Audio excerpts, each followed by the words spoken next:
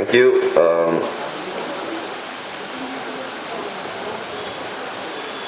Thank you, Comrade Ravichandran.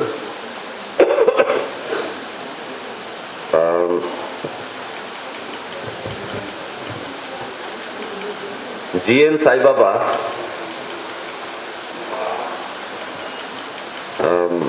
we are having several memorials in his name. Already we had, I personally attended 3 of them in Delhi. Memorial condolence meeting remembering Saibaba.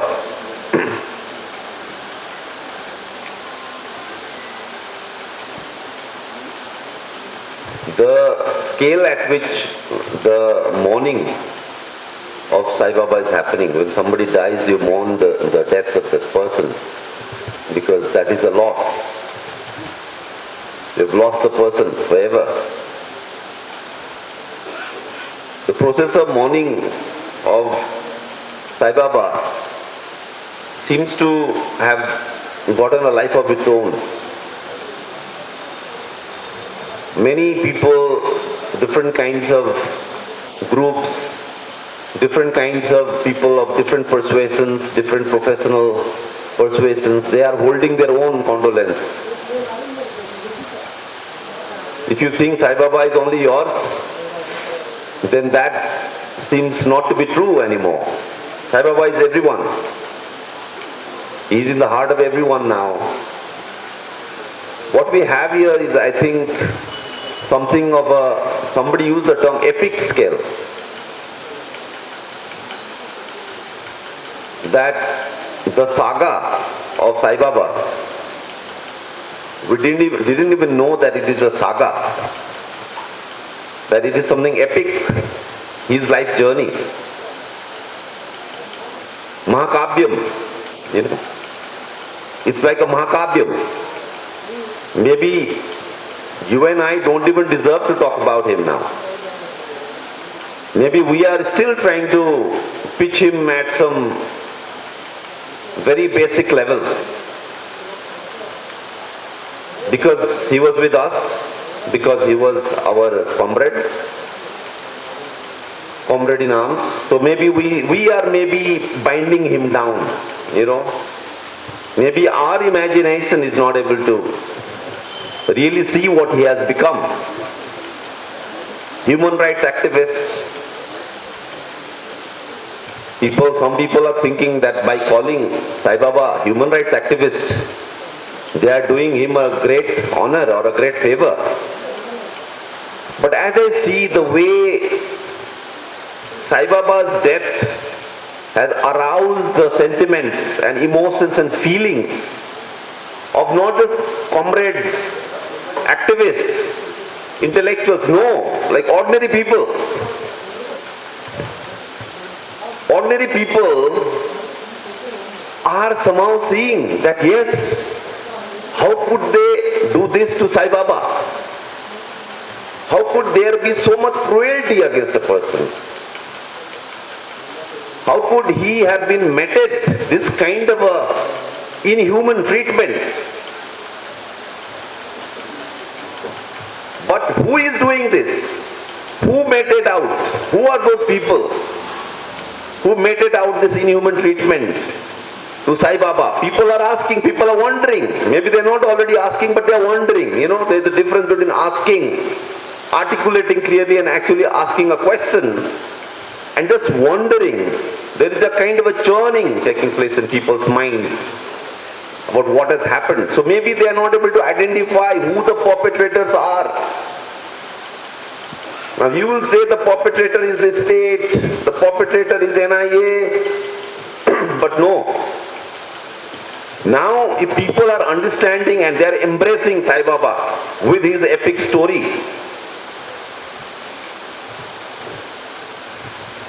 then they will understand it in their own way, you know. They will understand, they will have terms which are maybe you and I are not using. You know, often the revolutionary movement has lacked the ability to tell a story. You are writing your documents nobody wants to read. You are using big jargons. And the revolutionary movement is vilified. That these people, revolutionaries, they believe in revolutionary violence. They believe in the cult of violence. These are terrorists.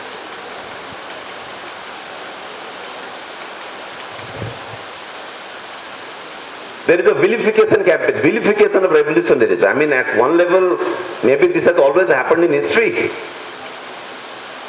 People talk about Kumaram Bhim, Birsa Munda, Bhagat Singh, but when they were alive, they were vilified as terrorists, as murderers, as people baying for blood, and not really in sync with the sentiments of ordinary people. So it happens very rarely when a person who leads a revolutionary life is vindicated by the sentiments of ordinary people the way Saibaba is today vindicated.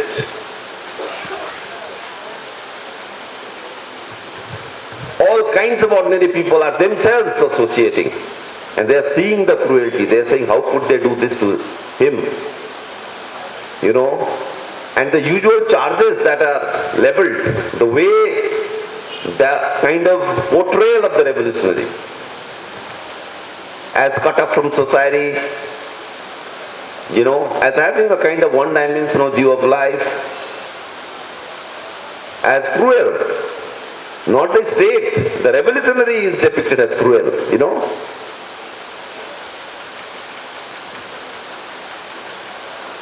As somewhere detached from life.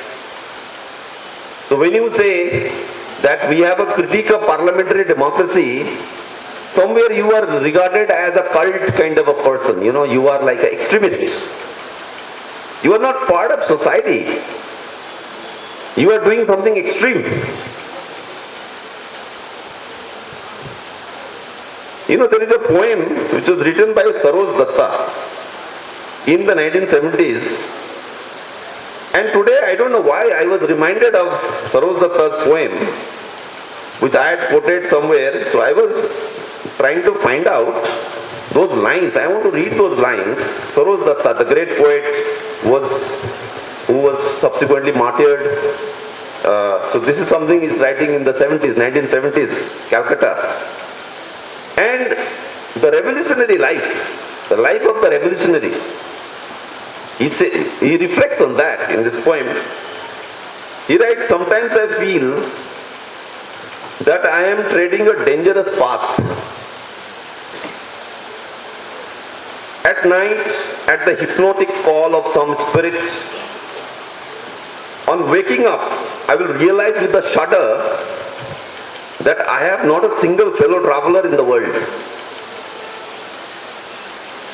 This sentiment of despondency, of loneliness, where there is no one you can talk to, where maybe your friend from school no longer want to associate with you. Why? Because you are too much extreme. When I was reading this from the great poet Saroj Datta, I was thinking, Sai must have had a similar sentiment when he was in the Anda cell, when he was in jail, being alone in that path. And in a way, society also gives up on you. A lot of people were distancing themselves from Saibaba, colleagues. In fact, let me tell you, while it has touched the hearts of a lot of ordinary people, maybe people just watching TV in the house, they are not nothing, they are maybe ordinary housewives, just a rickshaw puller, they are watching whatever they are seeing on TV. But we are not able to kind of figure out how to consolidate that. You see? How will you consolidate that? How will you, there is this tremendous maybe emotional outpouring in favor of Saibaba. And maybe they are not able to pinpoint who are these enemies, who are these people who perpetrated such cruelty on him. Maybe it is the task of the revolutionary movement. Maybe it's the task of particularly the cultural troupe, poets, singers, to now weave that sentiment which is already there, and it comes very rarely. Let me tell you, there have been a lot of martyrs from the movement, but very few were touched, even the sentiments of middle classes, as well as the ordinary poor. The way Saibaba's saga, the way Saibaba's epic Mahakavya-like life has unfolded. So it is a task, our task. Maybe here we are here, it is just very recent that he died, we are still condoling, but in terms of the political task, it is not just enough to talk about Operation Samadhan Prahar and Operation Kagar. But I would say, if you want to talk about Operation Samadhan Prahar, Operation Kagar, and what the kind of terror, the genocidal violence that is going on today in central India, precisely in areas like Gadchiroli, because Gadchiroli was the place from where the first police team came to Saibaba's house. Gadchiroli. I often repeat these names, we need to remember these names. Aheri, Aheri, the police station called Aheri. That's the police station. Now you would imagine Delhi University is a professor there. Why would Aheri police team, Aheri, like nobody knows where this place is, right? Come all the way to Delhi and raid the house of a professor there? And the answer is very simple. This is a mining zone. And there are big mining interests. And people like Saibaba, as the court in fact said in its conviction judgment, Saibaba is blocking that. And that was of course precisely why we are in the struggle. We want to block that, and we are not denying that. We are not just saying, today everybody is talking safe democracy, safe constitution, and nobody knows what it means. When we say safe democracy, safe constitution, we mean that, if at all it means anything,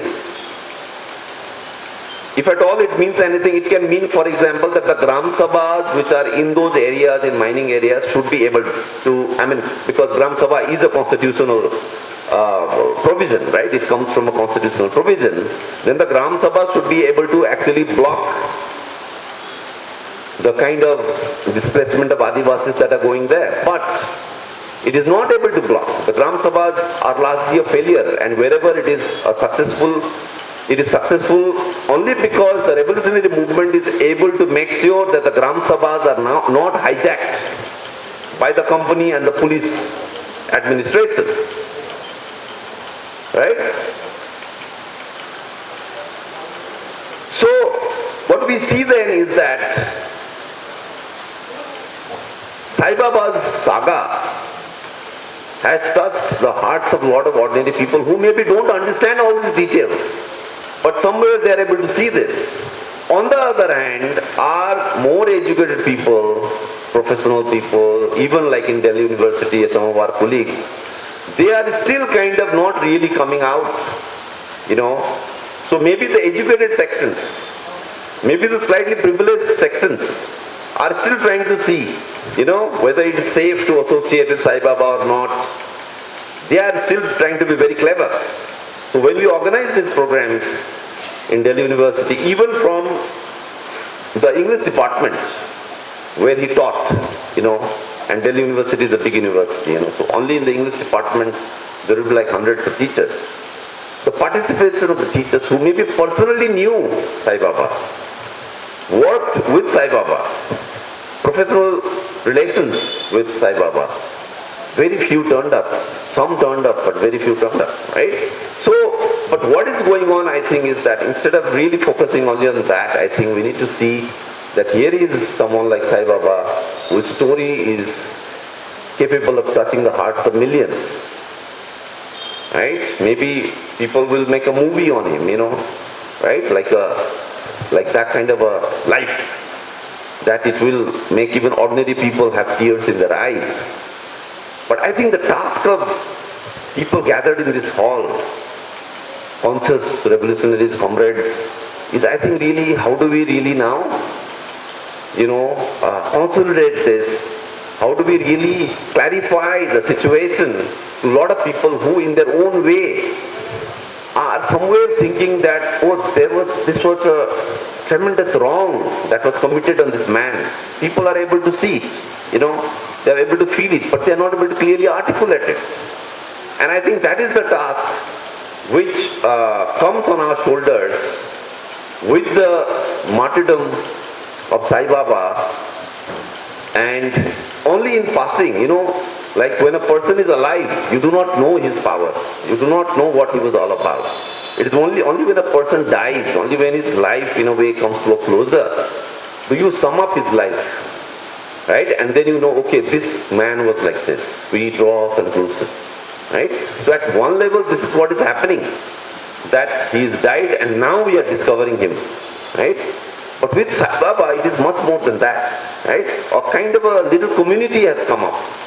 Community of people who are moved and touched by Sai's life, and a huge community. That a French ambassador, a German ambassador,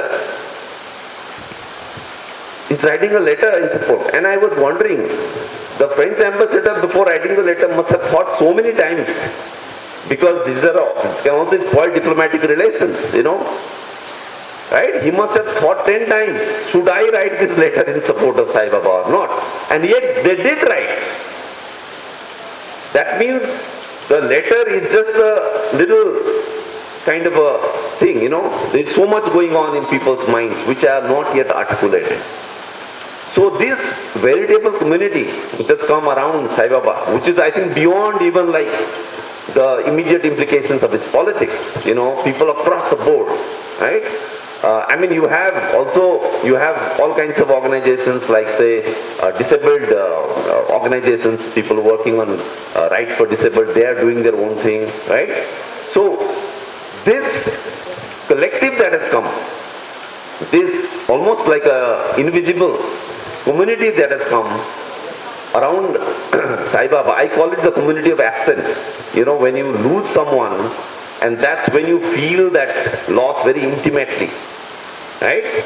And then you realize that there is this similar feeling among so many people, and that in itself creates a kind of a community. But that's where I think again we need to see that the struggle that is happening, of which Saibaba was a part, how do we make this kind of a invisible community of people who are feeling for Saibaba, touched by his epic life, how do we make the struggle speak to this kind of a community of absence that is there? And I think that is the challenge. And in a way, metaphorically speaking, you can even say that the struggle of the Adivasi, in fact the figure of the Adivasi, not just the struggle of the Adivasi has always been a kind of a suppressed figure in Indian society, right?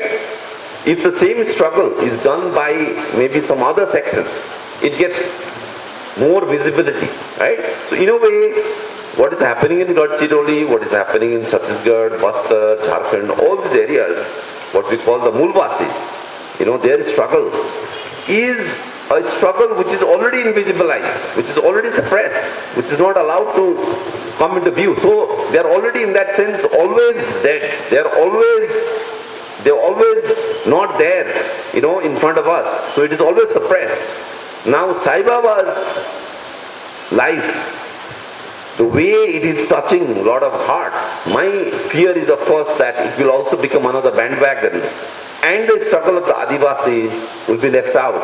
And Saibaba might be presented as just a human rights activist, as just a professor, as just a dissenter. There is a person of eminence, A lot of activists are there. I don't know, I can even think of Edward Snowden. I can even think of, the first thing, of course, I didn't think of Edward Snowden in this case. I, of course, thought about Yahya Sinwar, that the kind of, the way Yahya Sinwar of Hamas touches us, right? I had that kind of a feeling when I thought about Saibaba's martyrdom. So I think we need to really, in the coming days, think of how the kind of enormous outpouring of feelings. I was told by comrades there that almost every Andhra newspaper has written an editorial on Saibaba. Same thing in Delhi. People who otherwise do not identify with Saibaba's politics have also written, have also shown kind of on Twitter or elsewhere, shown that they really are touched by what happened with Saibaba, right? But the entire politics is there, the entire revolutionary politics is there. So how do we really bring that to the fore? And I think that's where we need to see that the struggle of the Adivasi, which is already suppressed from before, which is already pushed to the always to the backyards, that Adivasi actually find a place in this acceptability of Saibaba now, right? Will the ambassador of Russia or France or Germany, will they also write a letter in support of the struggle of the Adivasis? Will the French companies who have a lot of investment in India, even they will sit up and take notice, right? I think this is the challenge for us. So if Saibaba becomes like an icon, if Saibaba is already becoming like an icon, right? So where does the struggle stand alongside that? And I think that is the question we need to answer. And the other point I want to tell you is that this is a great vindication of the revolutionary movement. That a point which I made earlier, right? That there is so much of vilification of the movement and of the revolutionary. With Saibaba, we see that look, this could be the life of a revolutionary. This is the life of the revolutionary. And this entire, slur. You see, one is the witch hunt, where NIA comes, arrests people, and I know there have been NIA raids happening in Andhra Pradesh. But somewhere in the minds and sentiments of a lot of ordinary people, this has been passed on, that these people are anyways too radical or too extreme. So this kind of a vilification, I remember even in the UPA Congress time, that was the case. When the Operation Green Hunt was happening, when Chidambaram, all these people were doing what they were doing, as you all remember, they were vilifying the movement and they were saying these are national security threat. So what happens to this narrative of the national security threat? And people are able to see through now with Saibaba's life. Who is a national security threat? How could Saibaba be a national security threat? That Manmohan Singh said that, right? That this is the largest, most serious national security threat. Even more serious than what is happening in Kashmir and in the Northeast. Today, with Saibaba's life, there is a definitive answer, right? Given there, that look, whom you considered as a threat, whom you considered as conspirator, they are conspirators against the nation. You see, you can always give arguments, that no, we are not doing this, we are actually following the Constitution. In fact, we are the true defenders of the Constitution. But when the answer comes through someone's life, a life lived like nobody else's, he was given life imprisonment, he was incarcerated, the most serious kind of incarceration for 10 years. Right? So when his life and his death, because of the incarceration, because of the kind of cruelty that was meted out to him.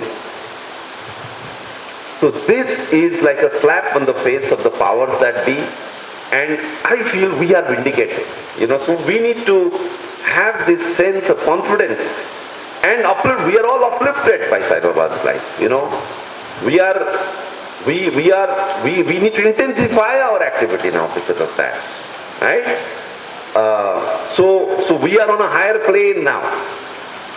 We are on a higher plane, and you know, maybe you are not living in the age of Mahakavyas. Maybe such an epic life is very rare to find these days. But I think we have an epic life with us. So we must carry this forward. Maybe our singers, maybe will write new songs. You have so much material to write songs, beautiful songs about his life. You know, and those songs, I think we should take those songs to the villages, take those songs to every school, every gully, every factory, to the Kisan Andolan, and arouse the feelings of people. You know, because people are already feeling this, right? But they are not able to really give it some kind of a shape. They are not able to clearly articulate it. They are not able to identify who are the perpetrators who did this. I think through songs, through plays, through drama, I think that's where we need to focus on. At the level of argumentation, at the level of writing, of course we are doing that, but I think that's what's really needed. Here is, I would say, for the first time since the 70s, we have the life of a militant with us, who actually arouses, touches us so deep down in our hearts. The other thing is, you know, think about the Kisan Andolan. I don't know, this point maybe has not come about with reference to Saibaba. I remember Saibaba was part of the farmers movement. I think it was through the RDF. You know, and I think this Tikayat's father, that time he was at the forefront, Mahendra Singh Tikayat, in the Kisan Andolan. So there was the anti-imperialist front of farmers, and Saibaba was very active in that. You know, I think we need to also not forget this. We should also highlight this point about Saibaba. I personally met him after he came out of jail, and in fact, I thought, you know, I should not take much of his time because I thought so many other people must be meeting. But I was kind of touched when I was told to come for this program. Vasanta had called me and she said, you know, you should come. I said, look, I'm not even well and I'm doing, you know, stretched, very thin and stuck up in too many things. And Hyderabad people, they are very intelligent and wise, and who am I to go and speak there? And then she said, no, but then I said, but why don't you also call other people? You know, I gave a few names instead of me, because they have all met Sai after he came out of jail. And she told me that, but no, you spent the longest time with him, you know. And I was kind of surprised because I thought other people were doing that, you know. And I felt doubly at loss because I knew I could have spent maybe more time with him, you know, but I just thought maybe other people were doing that. Others were also spending maybe more time with him. But anyways, the amount of time I spent with him, I felt, you know, something which I must share with you. And Sai also felt that he was giving a lot of interviews. In fact, whenever I was going to meet Sai in the house, there was always some journalist or someone who would be there, either about to take an interview or just having finished an interview. But there was this feeling that, you know, all the interviews are kind of getting repetitive and he is just giving a kind of a formal narrative that this happened, which is a narrative which is available, you know, in the public domain. But what he went through, what were his thoughts, you know, inside the jail, when he is again, you know, as I was reading out this Saroj Datta poem, that desolation, that isolation, that loneliness in jail. But for the revolutionary movement, even when you were outside of jail, you feel that desolation, right? So what he went through, and I was telling Sai that, you know, we need to maybe record an interview with you, maybe I will sit with you, And we need to talk at like a more raw level. The raw side has not come. Still, it is still like so wherever you will see some videos that are there on YouTube, it is like he's gone to some program and 10 minutes he's spoken. So my sense of personal loss with him is that, I just couldn't know him. Maybe Basanta and Manjira, they would definitely have a different experience. But I think at that level, we could not relate to Sai, Maybe we thought, of course, that he's going to be around with us for a longer time. We thought there would always be another time to talk to him. And I think that is a very, very big loss. And because of this loss also, I think we feel even more attached to him. The kind of, what I was telling you, the intimacy of loss.